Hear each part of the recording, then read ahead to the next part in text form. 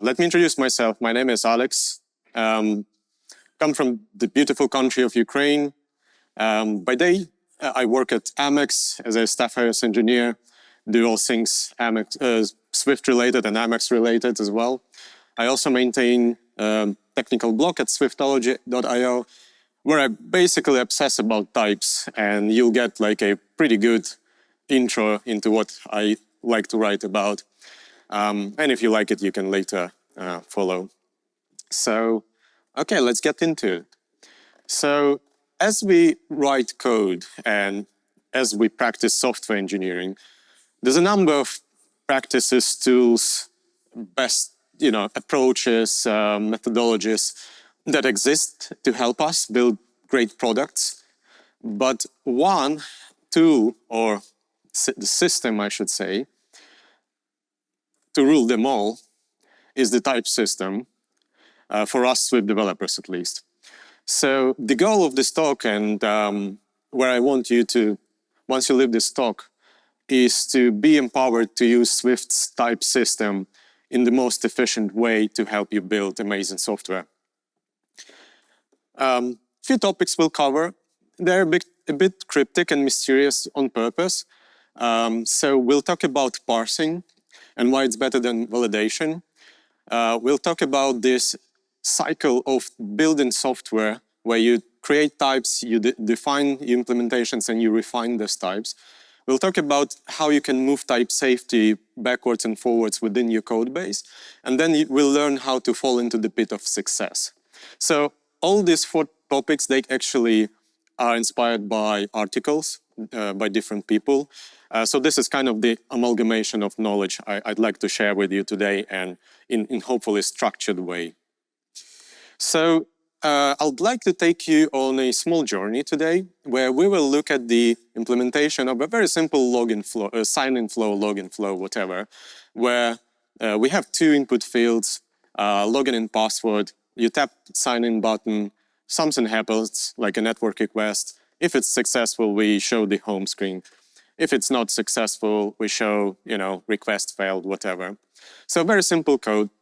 And to formalize these requirements, this is what you'd usually see in your Jira scenario. The first scenario, user successfully signs into application. Given user has entered email and password, and the email is valid, and the password is longer than 8 characters. When user taps on the sign-in button, and the app sends the sign-in request, and the sign-in request is successful, then the app navigates to home screen. So I'm sure most of you are familiar with this structure of defining requirements. It's something you'd usually see in Jira, given when then structure. It's good. It has one drawback of being a natural language, and natural languages are pretty bad at expressing specific things. That's where I think AI still has, or we have a benefit. I should say edge over the AI. But anyway, I don't want to go there. So let's see how we could build this first in a naive way that doesn't follow, doesn't utilize type system in the best possible way. So a simple implementation we have, and forgive me for using UIKit, but it's the idea, like, don't get caught up on UIKit. Doesn't matter. It can be Swift UI. It can be even, I don't know, Kotlin multi-platform, same thing. So all the same ideas apply to any UI framework or architecture you use. So here we will use UIKit. So we have a couple of text fields, and there's a method which is called when you tap on the UI button on the UI, which corresponds to the sign-in button. And so requirements say that email and password, they need to be valid. So we check that email matches some regex, and it's a simple check, that the @ sign is there. We don't do like a super strict validation, but it's good enough for the client side. And we check that the password is longer than 8 characters, so something like that, some sort of validation of inputs we perform. Then we call sign-in function to which we pass strings of these emails and passwords that user has input. So we have this function. It takes email and password accordingly.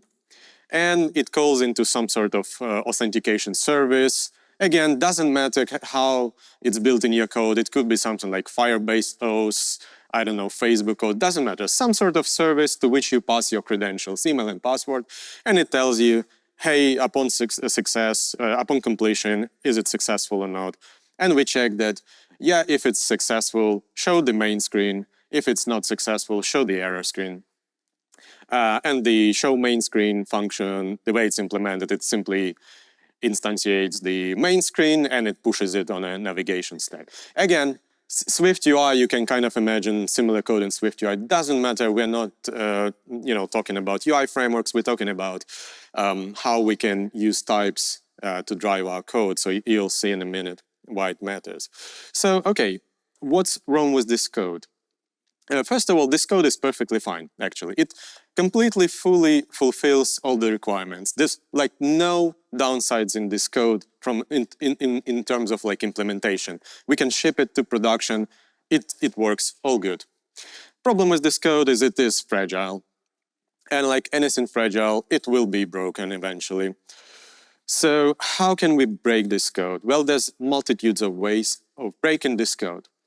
Number one, suppose we make a mistake or somebody goes, works with the code, and now instead of email matches and password is valid, we have OR condition. So now it's enough that either email is valid or password is valid. So we have bug in our code.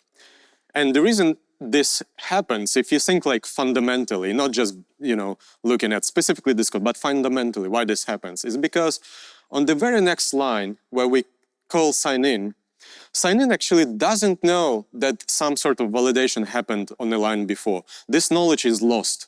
And on the line where we call sign in, we actually don't know. Have we validated? Have we not validated the code before? We might as well comment out this code completely.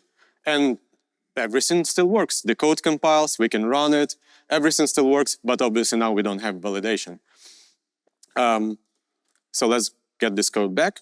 Another thing we can do is look at the completion handler where we have if success, we show the main screen. Here's what we can do. Boom, flip it. Again, it kind of looks silly, right? But I could enter if not successful. Again, the point is this code is fragile. Like I can change my code, reshape it in multitudes of ways, and it still compiles and it still works, it still runs, but now we have a bug, obviously. Now we show an error when it's success and vice versa. In fact, we could just simply call show main screen immediately when user taps the login button. We completely miss out, we will skip the login request, everything. We just immediately show the home screen. Obviously, it will probably be empty, broken, but there's a way to break this code easily, and nobody will tell us until, some sort of testing happens. And we'll talk about that in a minute. So I like to call this style of coding spray and pray validation. Why is it so? So we have a number of rules or invariants in our code. We say, hey, number of actions. We say, hey, we want to send a network request, or hey, we want to show the main screen, or hey, we want to show the error message. And we just shoot like some random validations, random checks onto this code. So we should like, oh, email is, matches, password is longer. And we pray that we have all these actions that needs to be protected, and we have enough sufficient validation checks to prevent undesired executions of these actions. So that's why it's pray and pray. So we pray that, hopefully the credentials have been validated before we call the sign-in function, or hopefully the user was signed in before we show the main screen. But it's based on the hope, and hope is not a good strategy. So you might say, okay, surely as soon as I run the app, I immediately see the problem. Or as soon as I run my unit tests, I see the problem. Or maybe I have like some very sophisticated linter that says like, oh yeah, this, I can't call authentication before I do something. So you can add some sort of systems on top of your code that, try to catch you you know, when you're making a mistake. The problem with this is, look, every single system like that can be skipped. So linter rules can be silenced, either in place or completely. So you can say, ignore this linter rule for this line. Tests can be disabled. You simply either comment out the test or you rename so there's no test, or you add disable. John showed us the rules that test needs to start with TST, so you can disable them by just adding disabled thing. So we skip the test. Now pull requests can be rubber stamped. I don't know why there's no missing word, but essentially, you know, your tired colleague on Friday evening is like, it's like, I don't care, just get this in. And finally, like, even if there are fail in CI, like maybe we have all these rules and CI tells us, you know, you violated all these rules. Admin can still come in and you're like, please, my friend, my team lead, I need this in, we can fix the problem. I know that it works, you know, I don't care about this test. You can still force merge stuff. So what this means is that the compilation error is the only real guarantee that undesired change doesn't get shipped. This is the only guarantee. If I cannot create a binary, there's nothing to ship, right? It's simple as that. So we need to move the feedback loop all the way to the left to the compiler so that I can't even create a binary. So obviously we have all sorts of amazing like compiler mistakes. Like here, for example, I have my name variable which is of type string, and I call some non-existent function. Compiler, obviously, we're used to this type of errors. Compiler tells us, oh, there's no such function. Or I, you know, try to assign a new value to constant. Compiler will catch me. Or I make a typo. So we are used to this type of very useful compiler errors. So wouldn't it be great if we had similar compiler errors where, for example, I make an attempt to call sign-in function before validating the code? Wouldn't it be great if the compiler told me, hey, you actually forgot to validate your inputs. Here's the error. I disallow you to create a binary. Or where I say, hey, forget about the network request, forget about the validation. I just show the main screen right away. Again, he's like, no, why I'm saying compiler is he? Maybe it's she. So anyway, hope I don't get canceled. All right, so now let's change this code. And I want to show you this loop which Edwin Brady, the creator of Idris, which is a very interesting functional programming language which kind of mostly exists in academia. So, academia. So he has this loop which he names type, define, and refine. The idea is, it's kind of similar to TDD. In fact, you can even see that type-driven design also is TDD, but it's a better TDD. So the way it works is the first step, you create a type. And types are based on your requirements. So let's do that. Let's restart with the whole sign-in flow, but now do it properly. The first thing we do is we look at the requirements. So requirements say, hey, given user has entered email and password. So we know, okay, email and password, user input, these are two strings. Simple is that, because, you know, text fields give us strings. We know that. Next, we say email is valid. So immediately we say, we create the email type. I know that I need an email type because it's a domain type. I know that I will be working with email, and not every email is a string. So I create this empty type. Same with the password. I say the password should be valid. I create the empty password type. Next, when user taps on the sign-in button. So we know that we'll have a function, you know, which is called when the button is tapped. Then we say, you know, app sends the authentication request. And we immediately say, hey, we sign in, but with email and password. Notice that now we use our new types here, email and password. And all these functions are empty. Actually, if you've been to John's talk before the lunch, he showed this really nice refactoring tool where it creates you like this programming by intent, where you kind of create functions before they even exist, or rather, you create a test before the function exists, and then you create like empty functions with fatal error inside. That's exactly that. Now we know that user makes a request, and if it's successful or failed, we do something. So we know we'll have a OS client. And let's say that we already have the OS client. Maybe it's a third party. And so it still uses like strings and like string inputs, not our good inputs. So let's keep it like that. Let's see where it gets us, because I think it would be interesting. And finally, we have a couple of functions where we show main screen, show error screen. And again, maybe we don't yet know how these are going to be implemented. Important part is we don't have to create all the final types from the first go. We make our best guess, educated guess, based on the requirements and what we know, and we create a first draft of our types. And later we will refine them. We'll get to that step. So okay, let's kind of come back to our original code. So we had our sign-in button tapped function, which was called when we tap on a button, and we had our sign-in function with a couple of strings.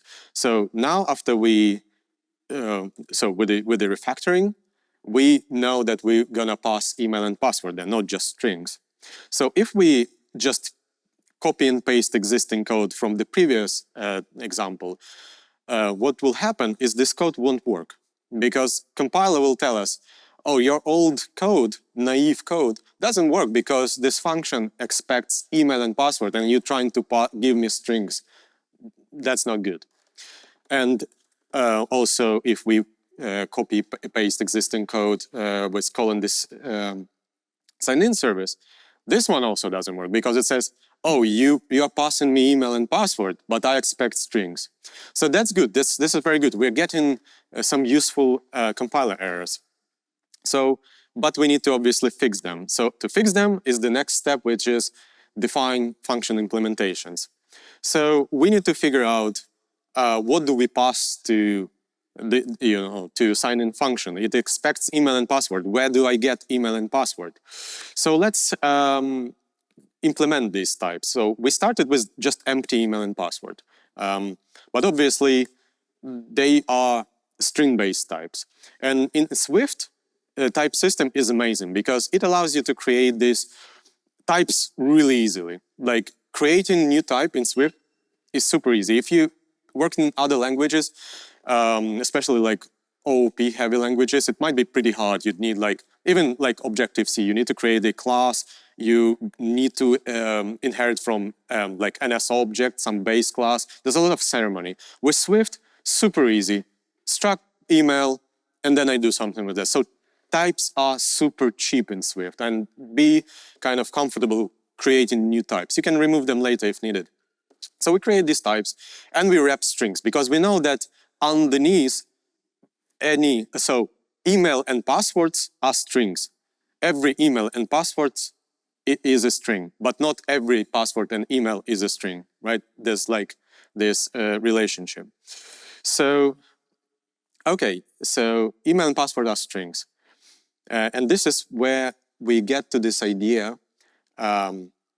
Okay, so first thing we can do immediately, once we created like wrapped string, we can immediately fix the first compiler error where we passed email and password to OS service. Now we can pass wrapped strings. So we kind of first fixed this problem. But obviously we can still instantiate email and password with just any rubbish string, not email and password. And this is the idea of parse don't validate, based on the article by Alexis King. So the idea is this. Look, what is validation? Essentially, validation is a simple check that, it checks, is data valid? And it gives you an answer, true or false, yes or no, valid, not valid. And then it immediately discards this information. What I mean by discard this information? So here's an example. This is a function that takes a string and it just tells you, is it valid email or not? We check, is it valid or not? So we can use it in a way, we say if is valid, some string, and inside the closure, there's nothing, emptiness, because we discarded this information. Compare this to parsing, you'll see the difference. So parsing is very close to validating, but parsing transforms less structured data, in this case, just a string. String is a blob of characters, and it turns it into a more structured data, which is email. Email is very specific, or it fails. So here's a difference in code. Can you see the difference? Inside of the curly braces, now we have an email. So we have preserved the knowledge that this email is valid. And we can carry on this knowledge anywhere in our code base. We can move it as far as you want. You can send it somewhere over, well, maybe not over the network, maybe with distributed actors. I'm getting too excited here. Anyway, so the core difference between validation and parsing is that how information is preserved. Validation discards information, parsing preserves information. And this is the key. In type-driven design, we like to preserve information because types are vessels for information. Okay, so let's get to implement this stuff. And this is very easy. Apparently something happened with my formatting, but that's fine. So we have our email type, and let's implement it. So we can add a failable initializer, and we can move our validation inside of the failable initializer. We still do the same check. Does email match the email regex? And we assign the value into wrapped string. So, and the same we do with the password, where we check that password is longer than 8 characters. The cool thing about this is that now the only way to create email or password is by using this failable initializer. And the initializer will only give you the value if the check fails and you retain this information forever. So this is what we do. We replace the original brittle checks, which we could replace with and, with or. We replace it now with optional unwrapping. And the difference here is that now we deal not with control flow, where we just say, hey code, go left, hey code, go right. We say, hey data, go left, hey data, go right. In this case, valid email, continue down. So this is very important. So let's go back to our OS client. So you can see it still uses strings. And we can fix it. We can get to this third step where we refine types. So now we have the knowledge. As we've been implementing code, the implementation now informed us that, hey, our types are not refined enough, so we refine the types. So it's like a feedback loop. You start with the types, you build something, you get new information, you emerge from implementation with new knowledge, you update your types. And that's like a loop. So now we can simply call OS client and directly pass email and password. I mean, arguably we could just directly call OS client in the first function, but for the sake of simplicity, we'll keep it like that. Cool. So, and finally, inside of the OS client itself, where it gets email and password, in the very last step, we reach out to wrapped strings. Now, you might say, how is it better than just passing strings into OS service to begin with? Well, that's the thing, that we have the boundaries of our domain, which is where our logic exists. And in this case, it's a login domain. And in our domains, we like to live with our domain types. So in sign-in domain types are email and password. In the UI domain, it's strings, right? Like we just show text on the screen. In network domain, or I guess just in the network, it's not the domain in this case. We just work with strings. We just work with JSON. So by pushing these, I guess, weakly typed types outside of the domain, we achieve this really clean code. So this is really good. Like the top function is really good. It's now super robust. You cannot break this code. If I commented out the checks out at the top, the line below would complain that it doesn't have email and password. So impossible to break this code now. Now, let's talk about this Boolean.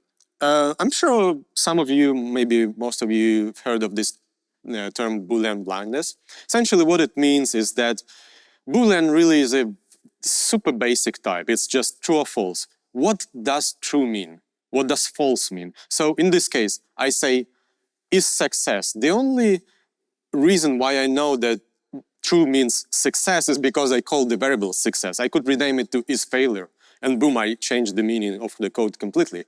So this is the problem with Boolean. It just, the type itself, it is kind of meaningless. So in fact, like I said, I could rename this to is failure. That's it. It's literally just a find and replace code. And now is this code correct or no? It is still correct, but labels are misleading. You see what I mean? So, okay, there's another thing called optional blindness. So let's say we replace Boolean with the user, which makes more sense, right? Like we authenticate and we get some user. So we get an optional user. Again, this is better because if I get a non-optional user, this means that I've been successfully signed in. So that's good. But what does nil mean? Well, of course, it means I couldn't sign in. But for what reason? Network doesn't work, or maybe this user doesn't exist, or maybe this user does exist, but it is the account is closed. There's not enough information in optional too, so optional is kind of blind too. So let's see what we can do with that. Let's say we expand our requirements just a bit. So we want to support two modes, anonymous user mode and signed in user mode. So kind of like on YouTube, with signed in user, we show the subscription feed like that. Let's see how often user types are defined. So we have our user type, and sometimes I see in code bases it would have like a bunch of optional fields like that, and not only users, but often just any network types would have something like that.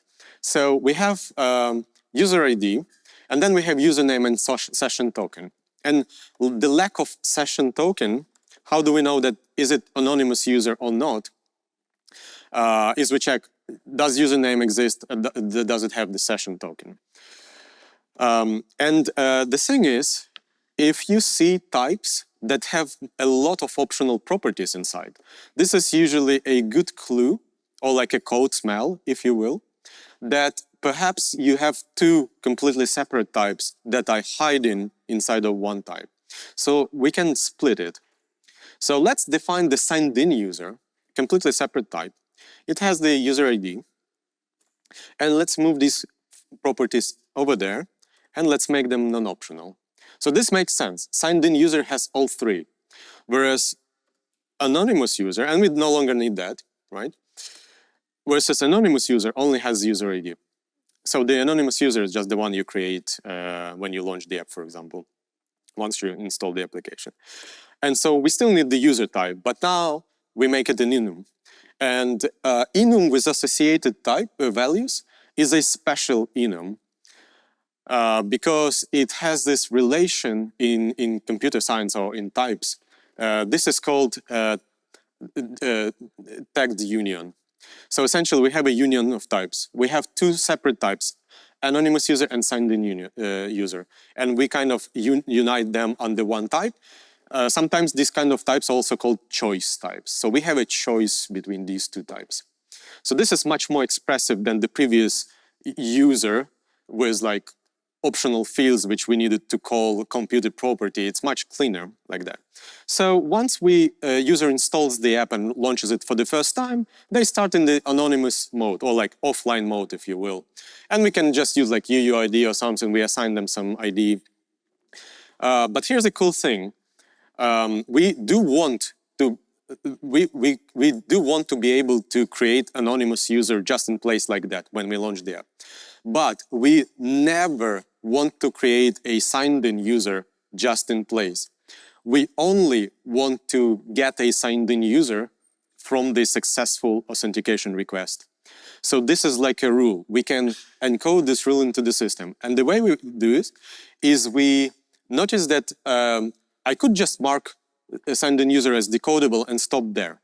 But I have actually manually created the init with decoder function. So, and as you know, the rules of Swift, if you create any struct gets the member-wise initializer auto-generated. But if you provide your own, the member-wise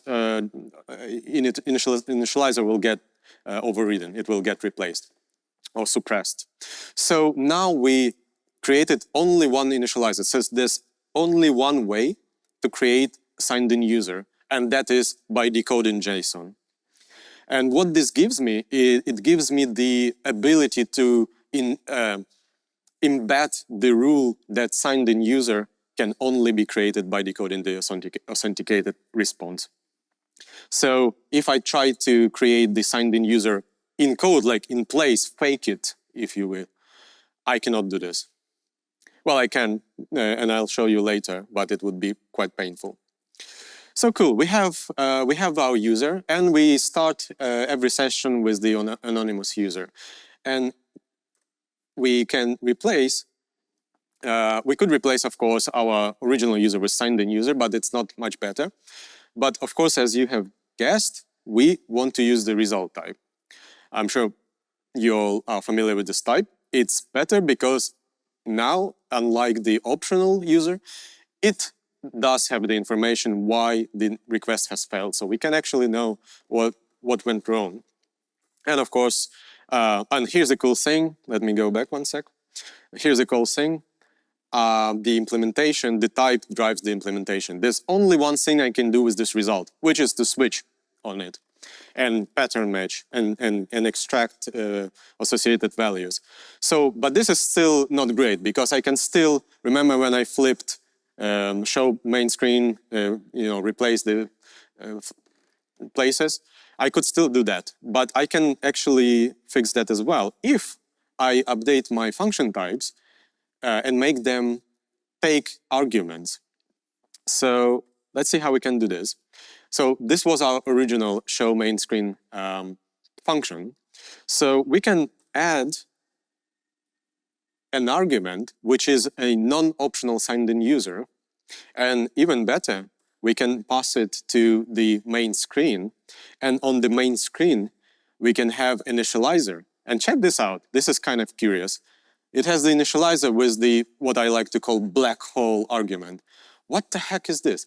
What's the point of passing signed-in user if we're not gonna use it? But we are using it. And we are using it as an explicit dependency.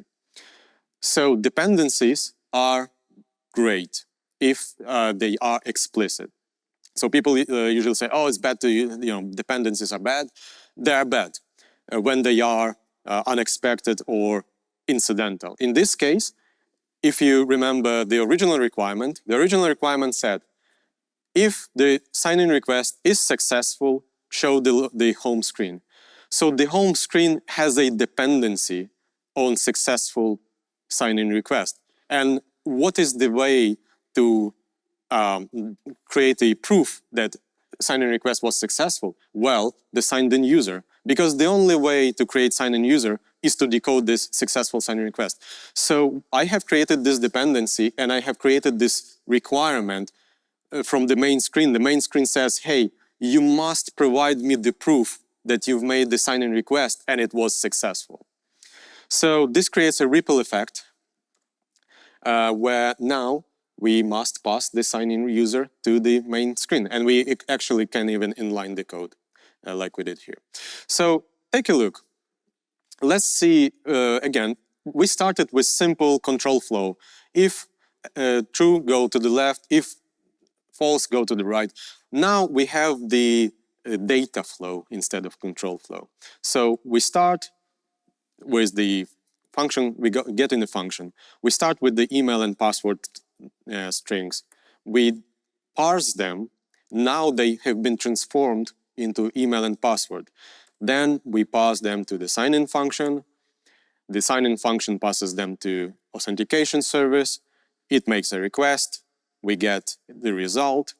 We pattern match on the result. We extract signed-in user, and we pass the signed-in user as the proof that we made a successful sign-in request to the main screen, and we pass the sign-in screen to push. So you see how data flows, and I cannot change it in any way without breaking the code without causing the compiler error. I cannot move call to creation of main screen up before the validation. I cannot make the sign-in call before validation. This will cause the compilation error, exactly what we wanted to achieve. So, type-driven sign-in flow. If we look at our execution of our program, of a life cycle for our program as a diagram like this, we can break it into multiple phases. So we started with anonymous, unvalidated phase, where we had some sign-in button, and we could tap a sign-in button, and we could parse the result, parse the input. So, and the proof or invariance that we are in this phase is because we have an anonymous user and a couple of strings. Now, in order to get into the anonymous validated phase and notice the door, we need a key. And the key is email and password. So we need to provide this proof to open the door. Now we entered this next stage, and in this stage we can make a sign-in request.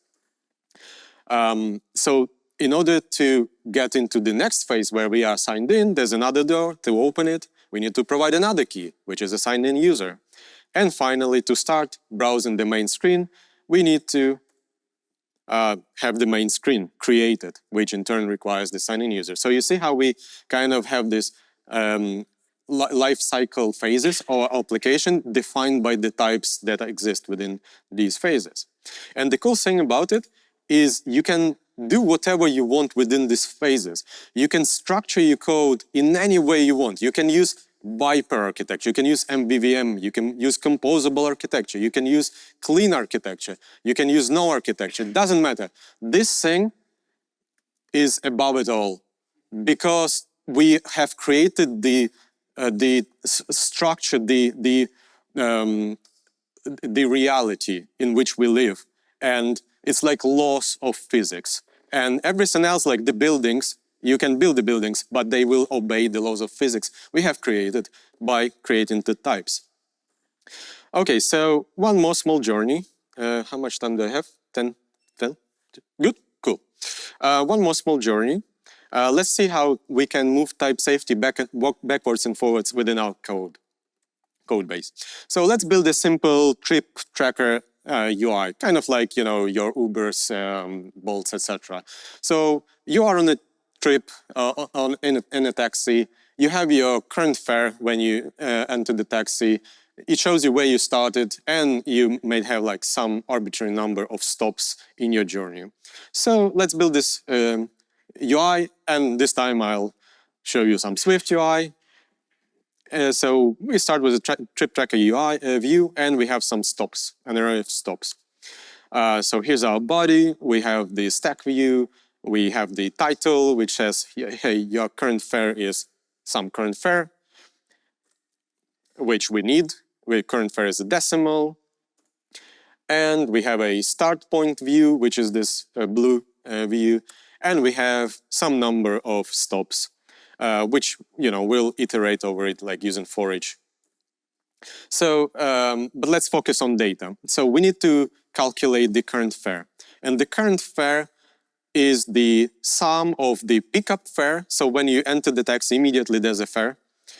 And it is plus some trip distance multiplied by some, you know, coefficient. So this is how we calculate our fare.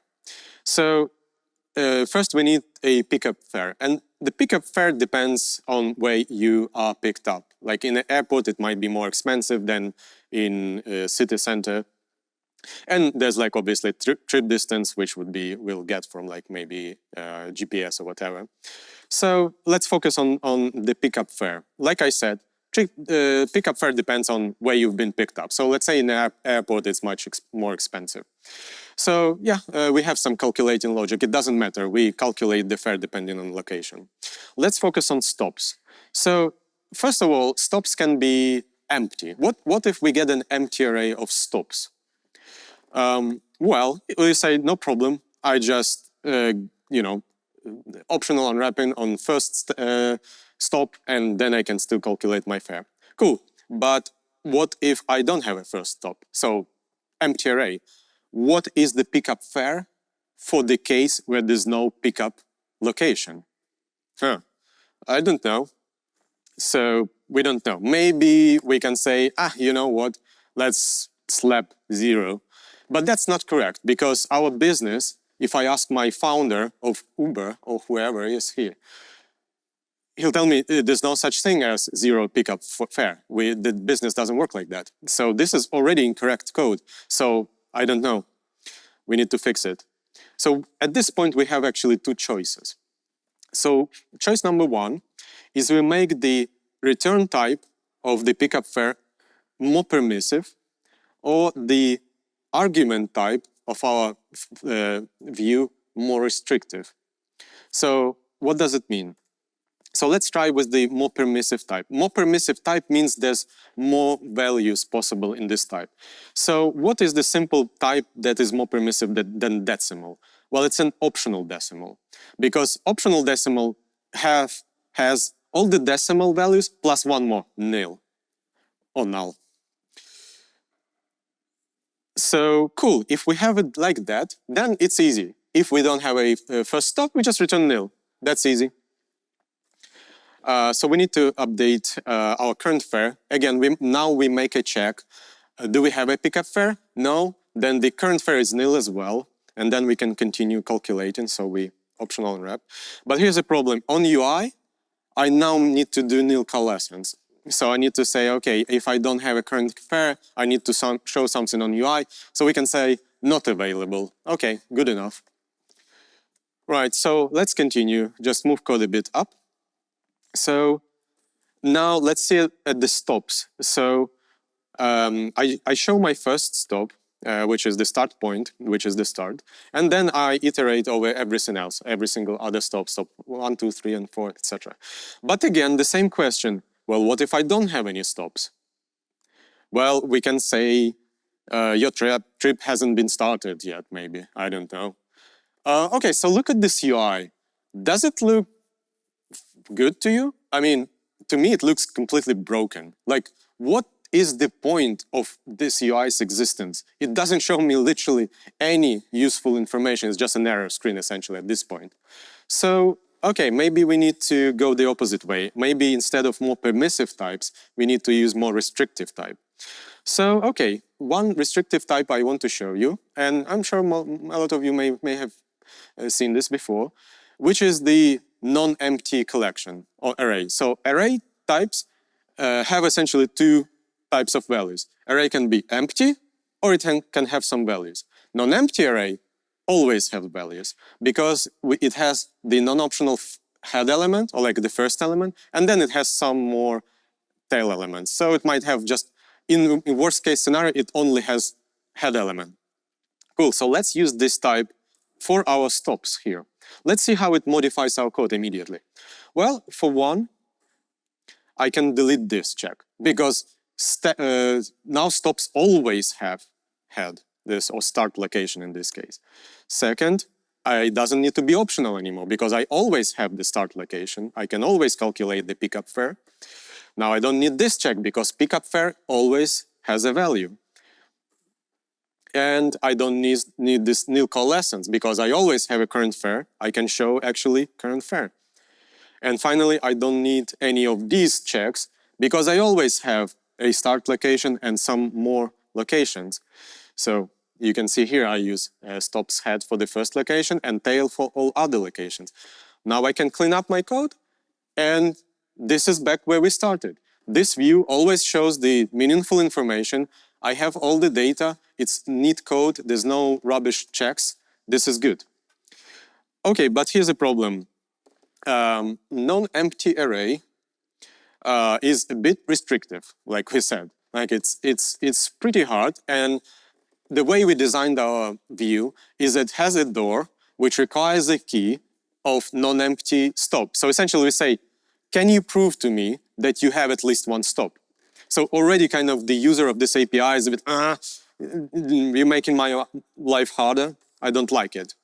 Ideally, they would like to just give me stops and that's it.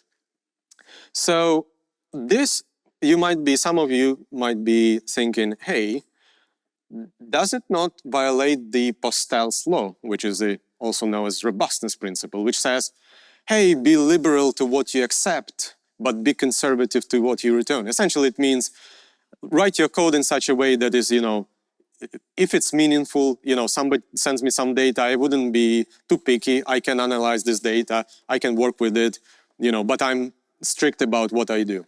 So you can rephrase this law as allow any non-conformant input as long as the meaning is clear. Like if somebody gives me just an array of stops and I can look at it and say, yeah, you have some stops, I should be like good enough. I shouldn't be like, no. So they give me stops. I should be like, no, I don't want your array. I want my fancy, cool, non-empty array. So we can actually fix it easily by putting a parser in front of our API. So you already saw parsers with email and password. I can create a parser. So essentially, in addition to my super restrictive API, an initializer of this view which accepts non-empty stops, I can add one more initializer, so this is the original one. I can add one more, which takes just a normal array.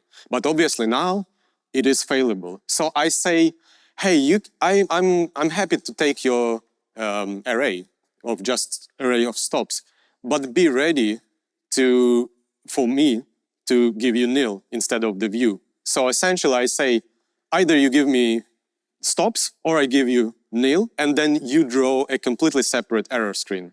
Instead of having my one error screen, which is like, configurable and complicated because of that. And so inside of this initializer, I simply, try to check if I can create non-empty stops, and if I can, I just call the original API. And this way, user can easily enter the parser zone, and it will, the parser can still fail. In fact, I can be as permissive as I want. I can even say, hey, you can give me just the binary data, completely unstructured data. And I can still try to parse it, decode maybe from JSON, whatever, and see if there are stops in this binary data. And if there are stops, I'll happily give you the view. You can even give me cat meows, and I will analyze it with AI and see if there's like addresses that the cats gave me. And if I can make sense, happily give you my view. So this is the power of parsers at the front of your restrictive API, but inside of your code, you are dealing with the domain types, and which is amazing, which keeps your domain clean. So final couple of slides I have. So I think we're going around. Yeah, good. So remember how we had these this example where I could just show main screen, skipping all the validation checks, like doing very bad thing. In the initial code, it was very easy to do so because there are no guardrails. So it was super easy to make a mistake. And then we made this change where we introduced this proof requirement for the main screen, and we created the proof requirement that sign-in user must be decoded, and it made everything kind of more robust and solid. Now, we can still work around that. I could still create a signed-in user, like faking it, essentially, by like manually creating a response in place, trying to decode it in place using like force unwraps, JSON decoding. And I can now still, force my way into the main screen by faking all that. But notice how hard it was to do so. And also, like if I push this code to, for code review, this would be like super easy to spot, contrary to the original example. So, and this is the idea of falling into the pit of success.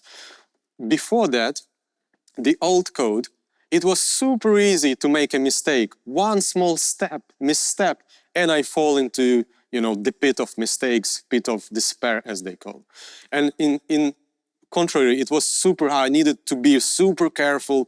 Check, yeah, I made this validation, I made this check, I made a request, super attentive to details to achieve success. The way we restructured our code with the type-driven design in mind, it's the opposite.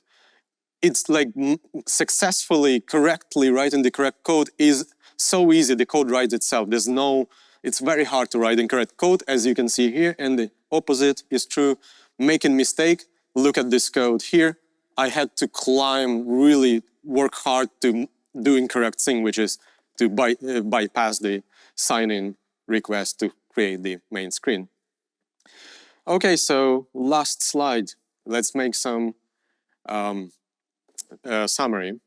So first, parse, don't validate. Prefer parsing to validation to retain information and pass it along as a proof that the validation happened and the value that you hold is valid.